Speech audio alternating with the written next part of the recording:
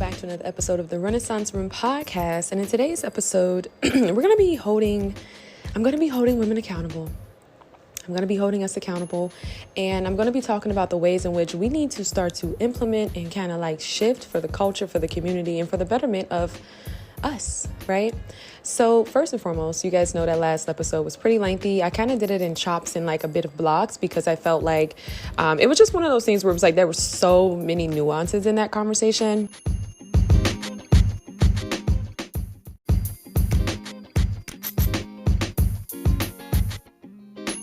Okay, so in the last episode, we talked about how just men back in the day were men who were credible. You know, they were men of character and stature. And it was one of those things where it was like being a man and being like a man of character was something that was seen as noble and honorable. Men were rewarded by that. They had great wives. They had, we had family back in the day before the crack era, before all those different things that kind of started to kick in, before hip hop, right, influence in the music industry. There were families. Black people had families, and black men, I believe, especially, were more so in that space where they were hardworking. I don't think that there wasn't this mass entertainment. You had some people who may have dabbled in those things, those like slugger type of guys, but it wasn't prevalent, And so those are some of the things that really obliterated family and really began to deconstruct our communities.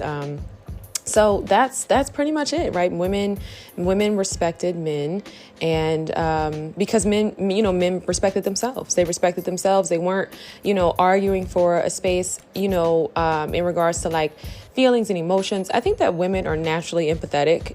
I personally believe that if a woman really loves you, just from an intuitive standpoint, from being with you, from studying you, she knows how to take care of you. She knows when you are upset. She knows without you even saying anything. I think that that's like real love. I mean, you were with someone for so many years, and that's, to me, that's devotion. I don't think that's a fairy tale. I don't think that's a fantasy. I don't think that that's something that is unreal. But when you flip that and you have men fighting for their feelings to be heard, we have to understand that men are naturally dominant, right? So when men are arguing that their feelings should be at the forefront, what you're going to have is an effeminized man. What you're going to have is a man who doesn't consider you and doesn't really put you first, in a sense. And I think that that's really why women have begun to emasculate men, because I think even with the arguments of men arguing for femininity, I think it's more so about like attracting like.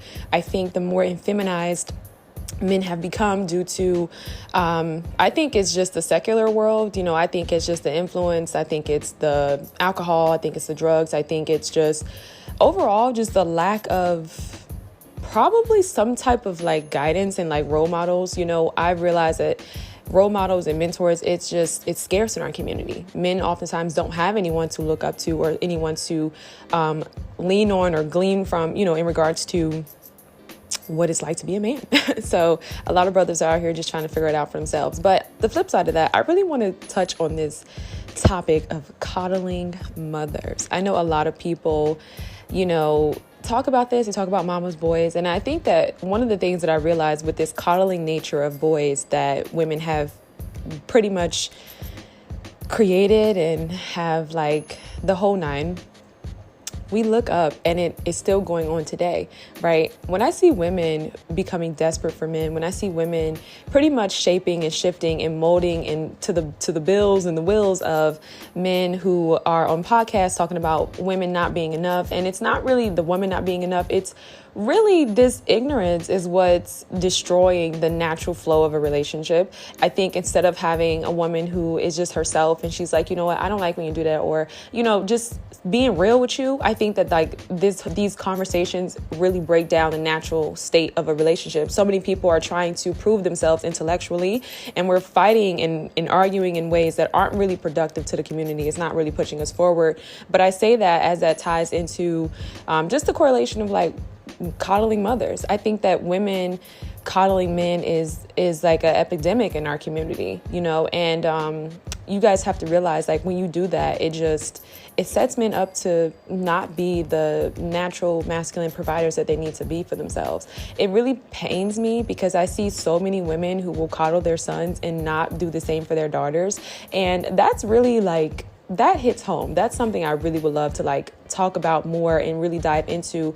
Women oftentimes don't have that same relationship with their daughters that they do with their sons, or even with other women. I've seen women be super all these different things for their son. But when it comes to other women, there's not that natural connection. There's not that. And when I say natural connection, I mean like that natural innate like need to nurture and communicate and, you know, just kind of like appreciate all in all. Like, I think that there's oftentimes a lot of tension, you know, in that essence. And I think that that's very detrimental to sisterhood. And of course, it's detrimental to the upbringing of women. You know, young girls oftentimes have to really fend for themselves, especially in the Black community, because, you know, whether your mom has her own issues, which is another thing that a lot of people don't talk about, just how some women are resentful towards their daughters. They are, you know, just not available for their daughters. They're not emotionally available for their daughters. They may be abusive to their daughters. I remember I was at the doctor's office, and I remember there was this young girl with her mom, and her mom was just like doing the most, really, like doing the most to this young girl, like just calling her all type of names.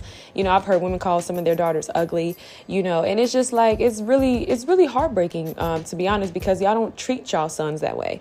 And so I think what we have today is a lot of women who are willing to bend, shape, mold, and again, coddle men, when the reality is that no, y'all need to grow up. And I think that that's really where there's a disconnect. And so what happens is you have men who lean to European customs, right? They lean to Europeanism. They look at, you know, misogyny and things like that weren't really,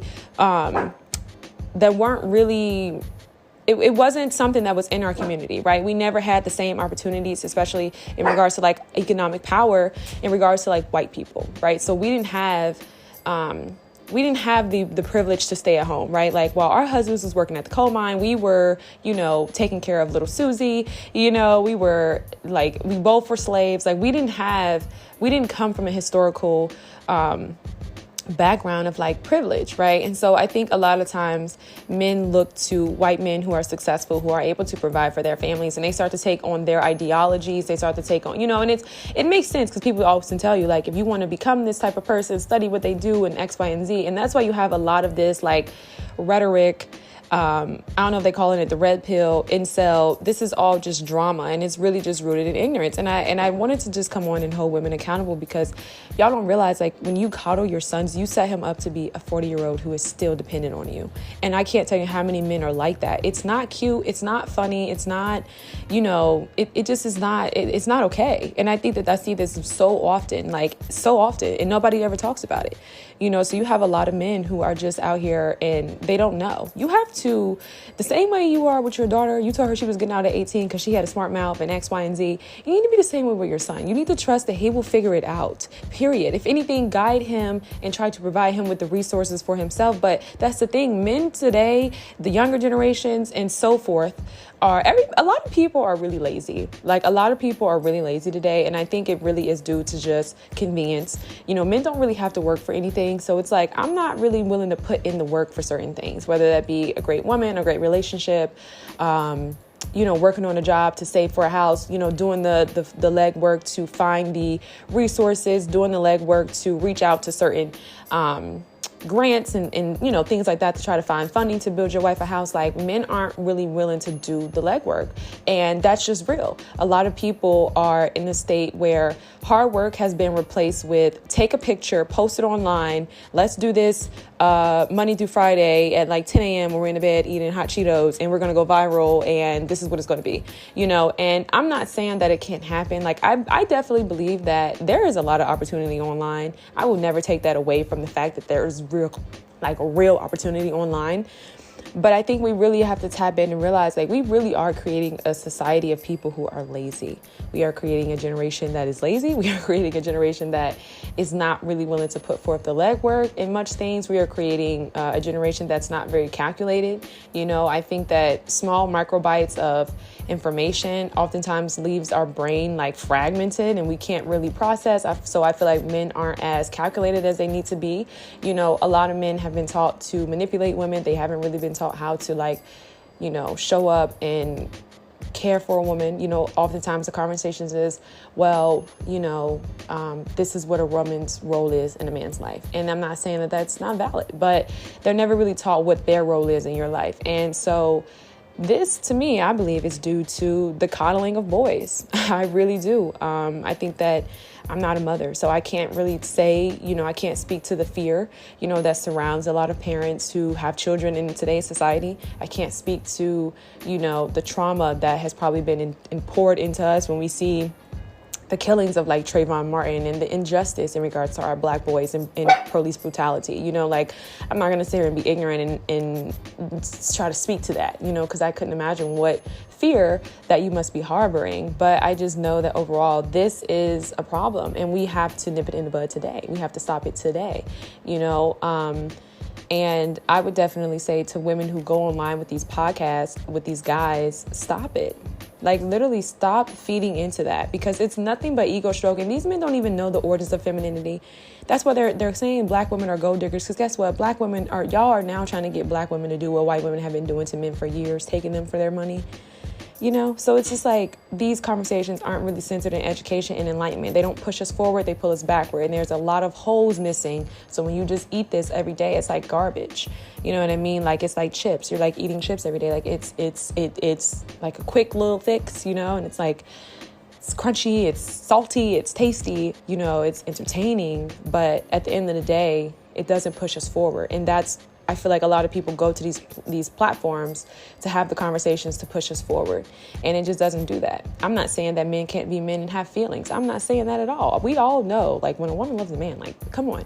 You know what I mean? I just think that advocating for such and saying such things, like, I think it's just really, it's hindering us. It's hindering relationships. It's setting men up to be dominant in the space of femininity, dominant in the space of where a woman should be, and it's vice versa. I hear men all the time. They say things like, oh, women are just so, you guys are just so masculine. That's the conversation, right? I'm just using these very like layman terms because, well, that's a conversation, right?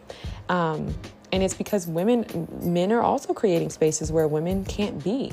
Men are creating spaces in their lives where there's no need for a woman, right? They're fulfilling the role of the woman, and so it's a very tough thing. And I think that that's everything is going backwards, and I don't really know how to.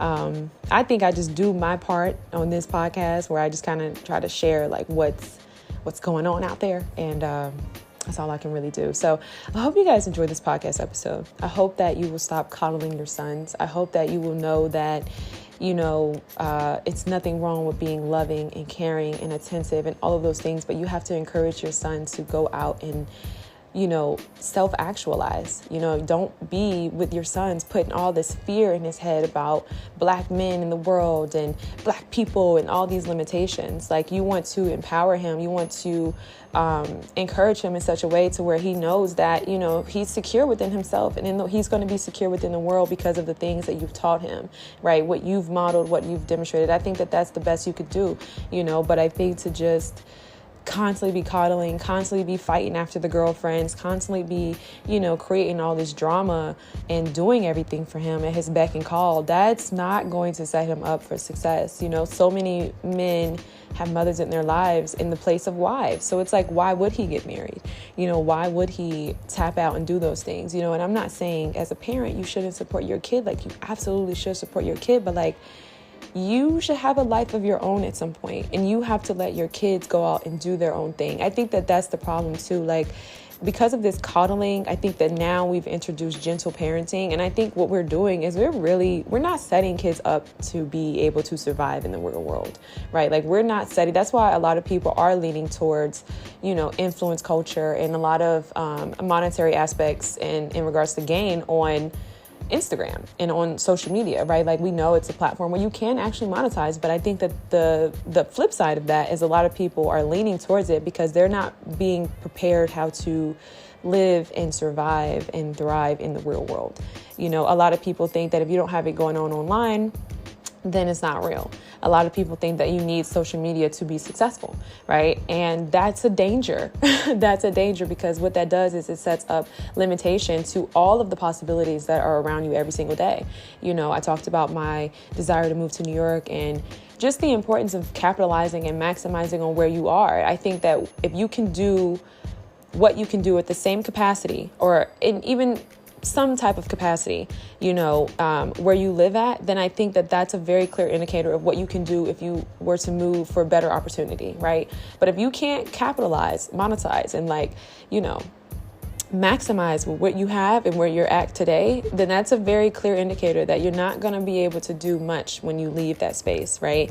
So that's very important. I want a lot of women to tap into that. And I would definitely say this too, you guys have to realize that social media is just a small portion of it, right? I think there's like 2 million social media users. We may be at 3 or 4 now, but please understand there's 2 billion people in the world, right?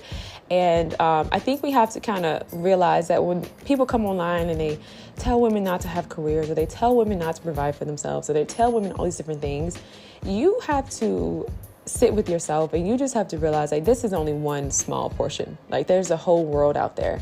I always encourage people to try to meet people who are offline. I personally think that that's really what's popping. I feel like meeting people online, it just there's so much to cut through, right? There's so many layers to cut through. There's so much fabric that's dripped and dressed over this person, whether it be your perceptions, right? Whether it be, their perceptions of you, or, just there's a lot of paradigms there that, have a huge influence. And we all are on social media. I'm not going to say that social media completely erases a person's uniqueness or their individuality, but it has an influence. Do I think it's fair to say, oh, don't date people who are online, like blah, blah, blah? No, but I'm just going to let you guys know that it does have a way of altering your brain a little bit, especially depending on what you're doing online and your sense of validation, all those different things. Like it makes a difference. It definitely makes a difference. But that's just kind of what I wanted to share today. I think that in itself is literally what's holding us back a lot of times. We have to encourage men to be leaders. Okay.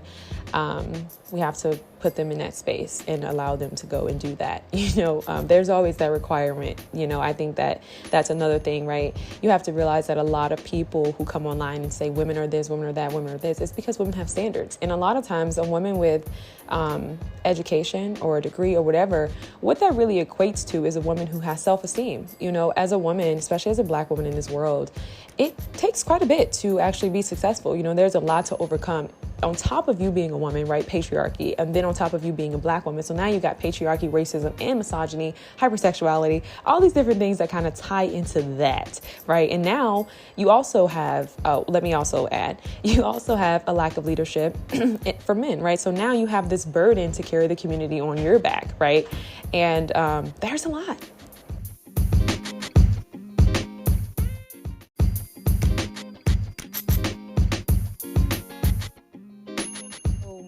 What you have is a woman who is esteemed, right? You have a woman who knows who she is, and, she was courageous enough to go after her dreams and her goals, right? I don't think we realize how many men are in bondage from fear, right? Fear of death. So many Black male leaders have been died, who have been assassinated. I'm sorry.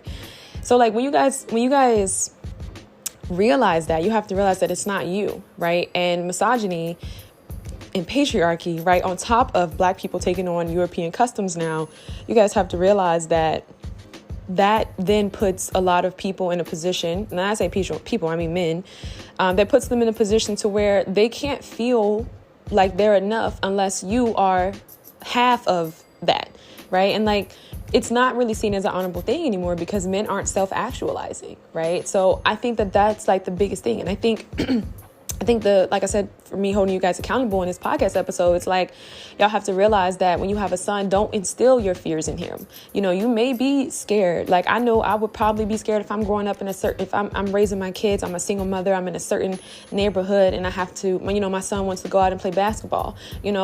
Kids go outside, it'd be all these different type of crazy stories. It'd be all this crazy stuff going on, especially now today with social media, right? Kids are tapping into a whole different thing, right? And let me just say this too.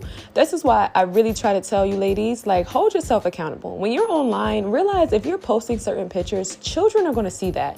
Like, just imagine someone seeing that. I know a lot of times, women be like, I need to just do what I got to do for me. I'm just trying to take care of myself, get to the bag. I respect that. I respect that. I really do. But y'all just need to realize that, like, is it really worth it? And that kind of ties into like having your moral code, and not doing anything for money.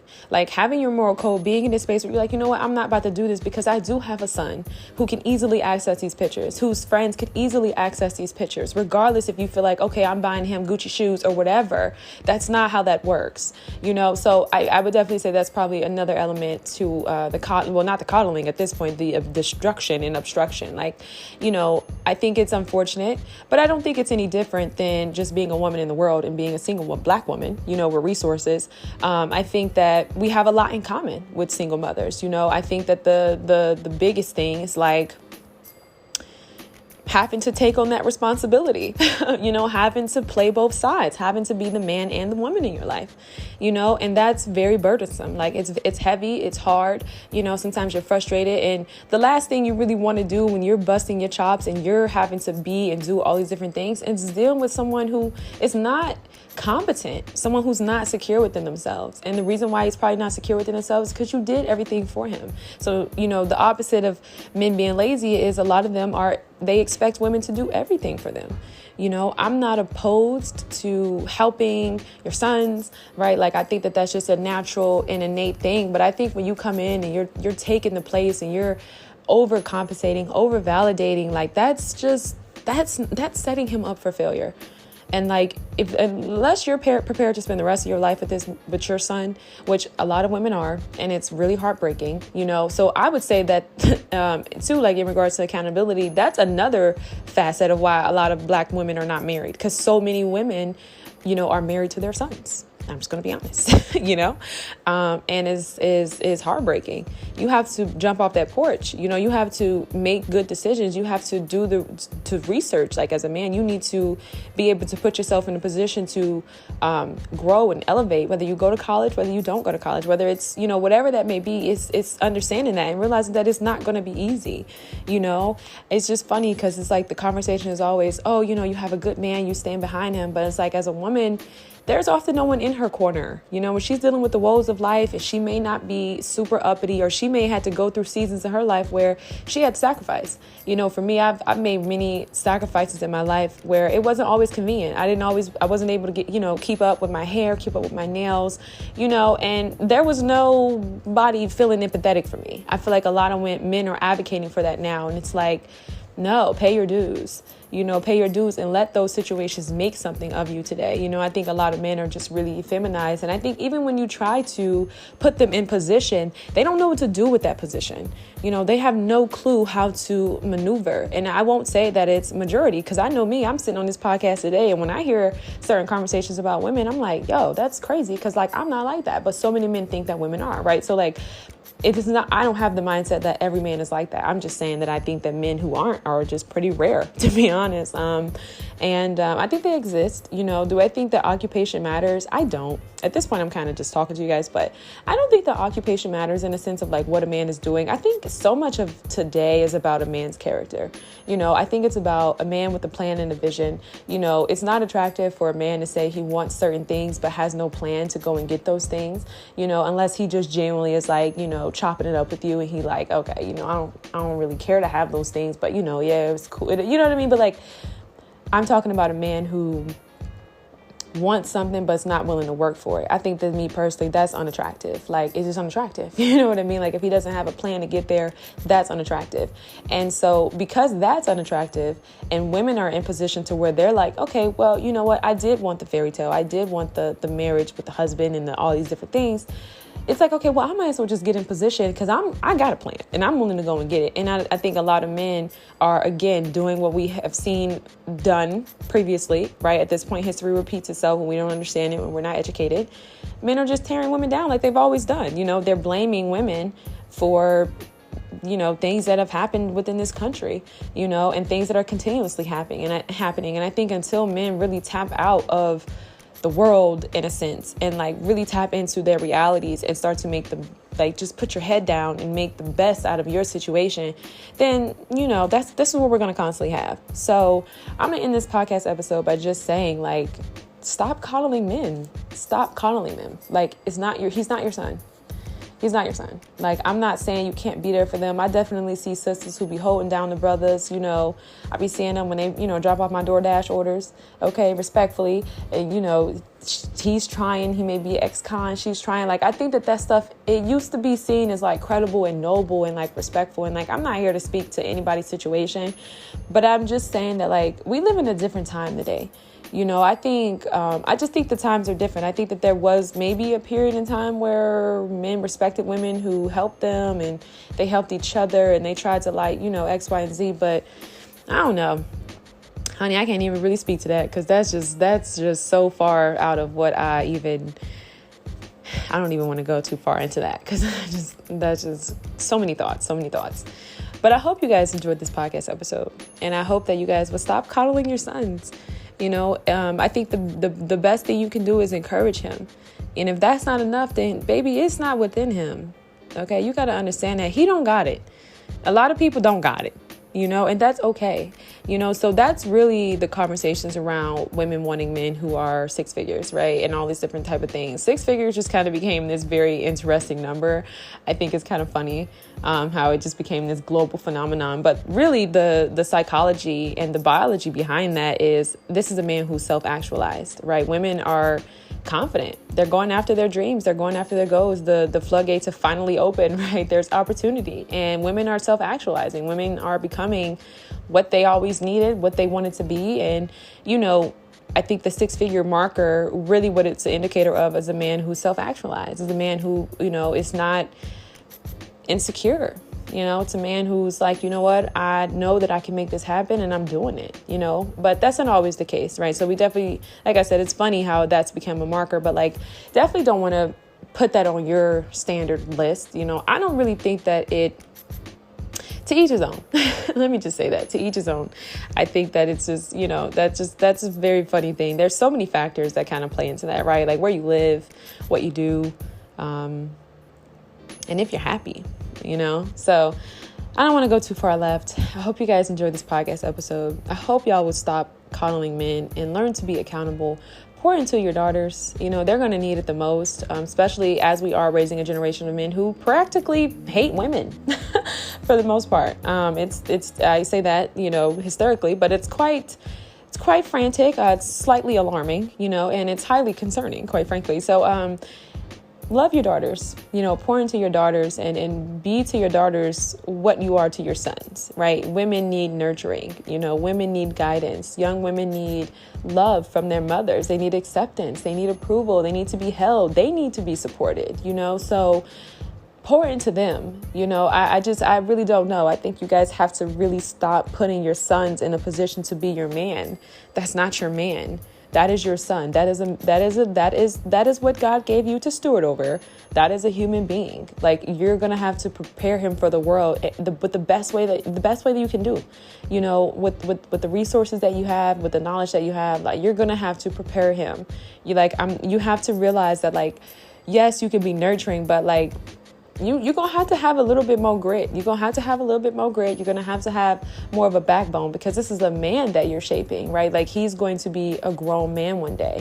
And, you know, I think you can absolutely be loving, but I'm telling y'all, this coddling is what's making men secretly, I probably think it's probably what's making them resentful. I think that coddling men it might be making them resentful, because what they really want deep down is to become their best version, right? And maybe they've been told, like, okay, you know, like we've all been taught that you do that with the family. And they're meeting women today. Women are trying to settle into this, you know, kind of like counterculture type, like, you know, fake false sense of like femininity, where you guys are so focused on like coddling and being submissive that you're not really speaking the truth. And, you know, God tells us iron sharpens iron. So like, you know, if you're listening to things that pretty much are telling you to be small and to not be yourself and to not speak up and to not speak out, stop listening to those things, you know, because at the end of the day, I personally think if someone who's real and like they really want to become, I would think they would want to hear the truth, you know. But that's the thing. A lot of people don't really want to tap into the truth today. A lot of people just kind of want to be, again, coddled. So stop coddling men. Okay. Literally literally stop coddling them. That does not mean that you cannot, be loving. That does not mean that you cannot be nurturing. That does not mean that you are going to be non-supportive. What that means is you're not about to keep coddling him as a man. What that means is you're going to have to know that as a woman, you're nurturing. You're going to have to find a way to get that backbone, and you're going to have to like raise your sons as such, period. And like, don't have it any other way, because what we're having now, I think that this is what that birthed.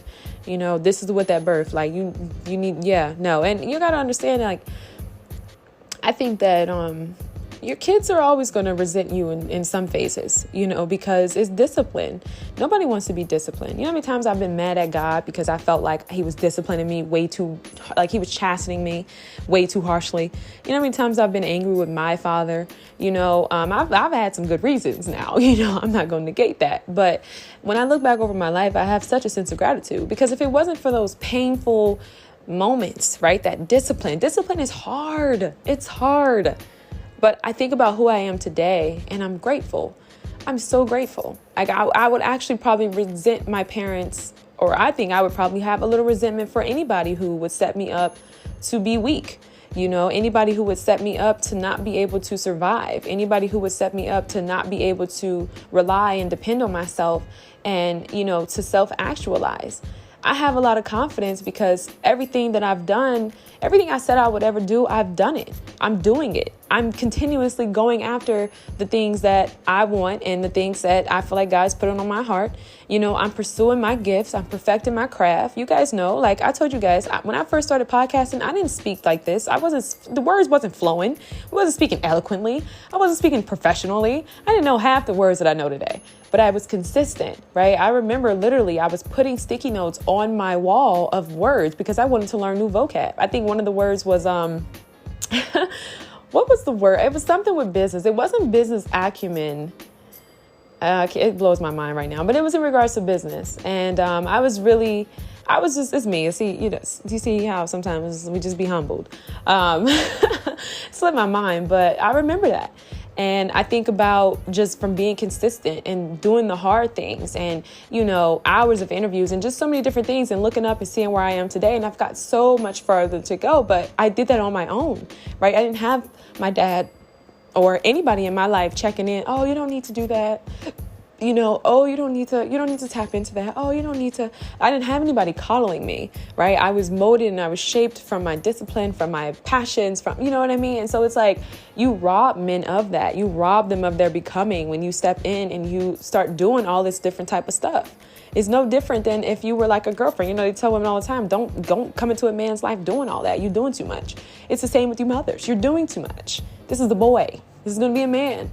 Right? This is going to be a man. And I think y'all have to realize, like, at a certain age, he's changing, right? So like, yeah, he was 5, but now he's 12, like he's changing, right? 16, he's changing, and so you have to realize that like, there's a lot that he's seeing. I think the best thing you could do is just instill wisdom in your kids. If you're a single parent, like instill wisdom. And if you don't have any, pray for it. God gives wisdom to those who ask. He gives anything you ask. Pray for wisdom.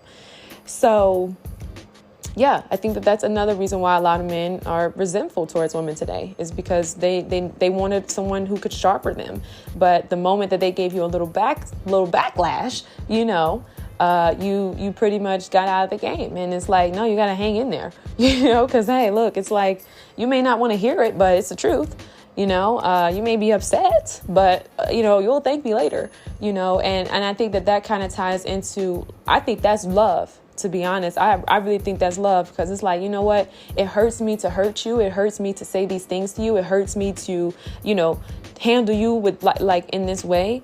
But I love you too much to let you fail. I love you too much to set you up for the okie doke, right? I love you too much to see you fail, and I want you to be great. And I'm sorry. You know how many times, your parents piss you off for the day, and then they come into your room and they're like, sweetie, and there's pizza. Right? And you're like, oh, whatever, right? And they tell you like, I'm sorry, but, you can't go to that party, or no, you can't do those things. And it's like, you love them for that. I think we often resist parents who had the opportunity to shape us and mold us, and they didn't, because they didn't have the confidence. So In other words, keep your confidence, right? Keep your confidence. God tells us in the Bible, keep your confidence because it will have great reward. So keep your confidence, ladies. Don't tap into these type of communities. They're very dangerous to your self-esteem. And, guard your heart, guard your ears.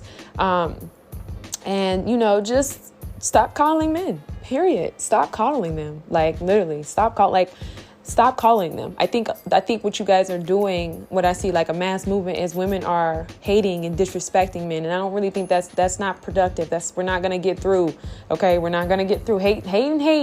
Okay. There's nothing else from Martin Luther King, right? Like hate that's not really the answer, right? Like somebody's got to be willing to be loving. And people talk about how a woman's strength is in this pseudo like femininity, right? A woman's strength is in her love. It's in her nurturing. It's in her womb. It's in her care, right? She's a creator, right? So I think that's really how we get leverage in these type of communities with these men, by being loving and raising the bar and saying, okay, whatever, I'm not going to coddle you, period.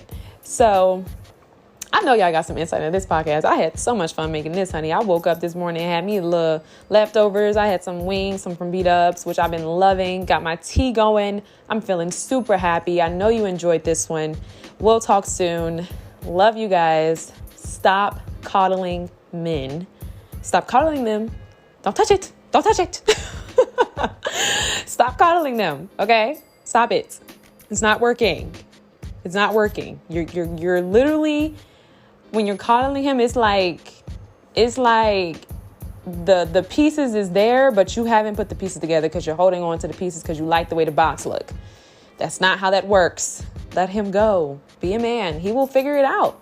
He will figure it out. And if he doesn't figure it out, okay, maybe he can come back and you can help aid and assist. So you got to understand there are seasons, right? When you're tending to a garden, right? Come on, ladies, we nurturing. Come on, y'all tapped in. It's a season, right? So when he's a boy, when he's a baby, when he's a teenager, there's a season. But when he becomes a man, you got to know that you was tapped in and you was tending to that garden. Okay, you were tending, you were planting those seeds, you were pruning, you were, cutting down the weeds, you were, nourishing, you were watering the seeds. So now that this is a man, he should be a full tree. He should be fully capable, and that's the thing. Sometimes, and that's why I have so much respect and I do have understanding and compassion for single mothers, because a lot of times it's very hard to kind of tap into a space when you're having to be when you have to be the provider. But at this point in this day and age, you guys, we can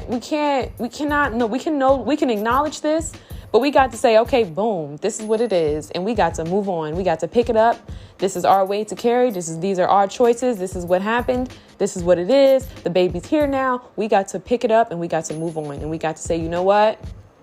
This is what it is. Boom. You know what I mean? We've been doing that for years now, right? So it's no different in these scenarios. So, I'm not really making excuses for that, because I think that, again, it's sitting down talking to your kids. It's these things, right? And I think a lot of times we get caught up in the provision, especially when a man is not present. We think it's just provision, right? And when you have kids in general, I think a lot of people talk about, oh, you just need money. No, not really, because you guys could be living in a podunk if that's the situation, right? Do we want to set our kids up to live in a podunk? No. But if you guys are living in a podunk, if you're tending to them kids and you're nourishing them kids, you pouring into them kids, you got love for them kids, right? Like you're really in that space. Them kids ain't gonna know. They don't know. They don't know. But guess what? You can create a foundation so that they don't have to live in the podunk. You know what I mean? So we got to do better. We got to do better. We got to know that as women, we are strong and like we are powerful, and like our strength is in our wisdom. It's in our ability to create life. It's not all this pseudo femininity, all this sex and all this, you know what I mean? That's not really where our power lies. There's a lot that's missed when we have those type of conversations, right? Women are taught that the most powerful thing is in between your legs. And then I think that sets a lot of women up, because, you have so many other great attributes to yourself, whether it be your mindset, whether it be your wisdom, whether it be your personality, that you take those things for granted and you give those things away, right? That's why women have broken self-esteem later down the line, because it's like you gave those things away, but you didn't have sex, but like you have this emotional connection with this person, and it's like you find yourself in a space where it's like those were your best attributes, but people told you that wasn't it, right? So like you often take that for granted. I once heard I think it was Sheena on Black Girls Heal. She talked about how your intelligence is valuable, right? Like what you know is valuable. Like everyone doesn't get to know what you know. You know what I mean? And I had to really learn. That was like such an aha moment for me, because I realized that was something I had always took for granted. I had always took my intelligence and my wisdom for granted, because I thought too, just like you, that the most valuable thing was the sex. The most valuable thing was, you know what I mean? And so you got to realize too, at this day and age, you guys, so much of what we've been taught by the American institution is false. Okay. A lot of it is false. And so I want you guys to kind of tap in and realize that like so much of what you've been taught is a lie. So like you got a lot of learning to do. Like basically look at education like a high school degree and college and things like that. Look at that more so like a plate. Well, no, I don't know. Maybe it could be a utensil. I mean, I'm really trying to show you the insignificance of these institutions and their credibility to your survival and your wisdom, right? Like it's not quite the same. It's not quite the same, you know. So for the most part, you know, once you guys graduate high school, once you graduate college, now the real learning starts. You know, now this is the time where it's time for you to really tap into the world, tap into your community, tap into your reality, and start to educate yourself, because so much of what we've been taught is a bold-faced lie, right? It's all control. And that's a hard pill to swallow sometimes. And you know, sometimes it's so real. You kind of sound like a conspiracy theorist, but it's real. You know, it's a real thing. Like so much of what we've been taught is a lie. And, you know, so many people don't really realize that. A lot of people don't really realize like the smoke and mirrors, you know, because education is something that takes time. It's tedious, right? Learning new things, reading books, you know, it takes discipline. And, you know, that's my biggest fear with our future generation is like, they're not going to have that education piece because they don't really want to tap into that. And so what happens is you guys will see someone who looks to be educated, and you may search their background. You may find a college degree, you may not. But a lot of times y'all will follow for the fluff. And I told you guys this, white people, white institutions, and just Europeans from the beginning of time, right? I was reading this Native American book. It was called The Wisdom of Native Americans. I got it in the Canyons. I'm so utterly proud to say that, because when I was there, it was just such a beautiful and humbling experience. I felt very connected to the indigenous people. But let me pause real quick because I don't want to lose my train of thought. White people came into the native land and they were giving Native Americans documents, telling them to sign here, sign here. And in the book, they talked about how the white man came, he gave us all these documents. We didn't understand what he was saying because everything that they do is on paper, right? And so moving forward, I gave the reference about Harriet Washington's, her book, The Medical Apartheid, and just how for centuries, white people have been using jargon to pretty much manipulate the minds of Black people, right? We have been denied the ability to, we were denied the right to read. So a lot of times you'll have these people who can come and they can talk all these fancy words, and you start to doubt yourself. You start to doubt what's going on here. You start to think that this is truth, right? This person is professional. They look clean. I should trust them. What they're saying must be real. That's why I tell you guys, like, facts or fiction. Is a bad boy myth? Is that a myth, right? What makes someone a good person, right? I talked to you guys about that, and the emotionally unavailable and the emotionally available people, and just how you shouldn't really focus so much on the outside, because that's not always real, you know? So all in all, just know that like there's a lot of learning to do, and it starts outside the classroom, and it starts immediately. I think that you should make education your top priority, period, regardless of who you are. I don't think it's cute to be dumb. I don't think it's cute to not be smart.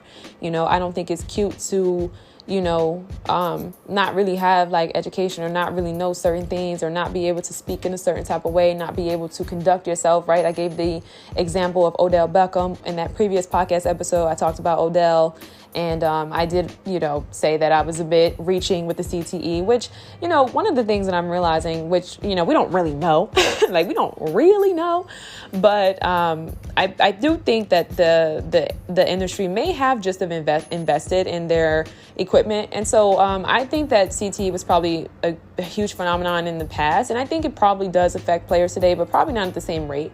I know that was definitely something that was very prevalent in the beginning of the industry. And I'm not going to say that it's not violent and that it probably doesn't have its ramification of brain cognitive abilities, but I think that there may be a shift there. But my point is, you can have money and you don't know how to educate. You're not educated and you don't conduct yourself, and it doesn't really matter about college. I think it's important to be educated on this earth because there is a lot of people that you have to engage in. There's a lot of things, and there's just a lot. This is a lot. You got to deal with a lot of people that you have to deal with, a lot of situations that'll come your way, a lot of racism, a lot of stereotypes. But I would definitely say overall is people. You got to know how to deal with people on this earth, especially if you want to be compensated for your gifts, for your abilities. But, if you want to be an entrepreneur, or if not, you could be working somewhere and, well, no, because if you don't really have a good attitude and you don't really know how to deal with people, then it's different. But it's just education is the true freedom. That's the real freedom. Like, it's not really the bins and the contracts and all those different things. I mean, that's convenience, right? That's what we would call a convenience, the microwave, right? That's a convenience, right? The bins, that's a convenience. So education is freedom. Love you guys. Peace.